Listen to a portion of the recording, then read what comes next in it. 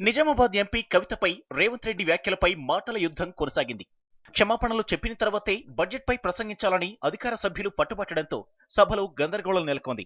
దీంతో speaker Madhusudanachari house ను వాయిదా వేసి ఫ్లోర్ లీడర్లతో మీటింగ్ ను ఏర్పాటు చేశారు. నేను వేసిన ప్రశ్నల విషయంలో గానీ, పారిపోయిన ప్రభుత్వం విషయంలో గానీ, తప్పించుకు తిరుగుతున్న మంత్రివర్గం మీద గానీ, సమాచారం సభకి ఆల్ పార్టీ మీటింగ్ కు ముందే రేవంత్ రెడ్డి సాక్ష్యాధారాలతో కూడిన వివరణ లేఖను ఫ్లోర్ లీడర్లందరికీ అందజేశారు.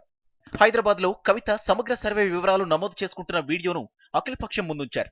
హైదరాబాద్ తో పాటు నిజామాబాద్ లోనూ వివరాలను సమర్పించినట్లు రేవంత్ రెడ్డి ఆరోపించారు.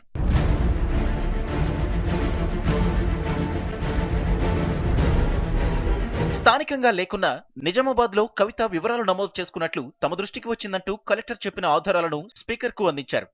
రేవంత్ రెడ్డి అందించిన సాక్ష్యాలను పరిశీలించిన విపక్ష సభ్యులు ఈ విషయాన్ని ఇక్కడితో వదిలేయాలని ప్రభుత్వానికి సూచించారు. ఇక్కడ వాళ్ళు లేకుండా రాయించుకున్నారని వచ్చిందా, మేము ఎంక్వైరీ చేస్తాము. మా దృష్టికి రాలేదు, మేము ఎంక్వైరీ చేస్తామండి. సభ తిరిగి ప్రారంభమైన తర్వాత కూడా క్షమాపణలు చెప్పాలంటూ రేవంత్ రెడ్డి ప్రసంగాన్ని అడ్డుకున్నారు అధికార పార్టీ ఎమ్మెల్యేలు. ఇదే సమయంలో బడ్జెట్ పై రేవంత్ రెడ్డి ప్రసంగించాల్సి ఉండగా ఏనుగు రవీందర్ రెడ్డికి అవకాశం ఇవ్వడంతో టీడీపీ సభ్యులు స్పీకర్ పోడియాన్ని చుట్టుముట్టారు. దాంతో సభలో గందరగోళం నెలకొంది. కూర్చోండి.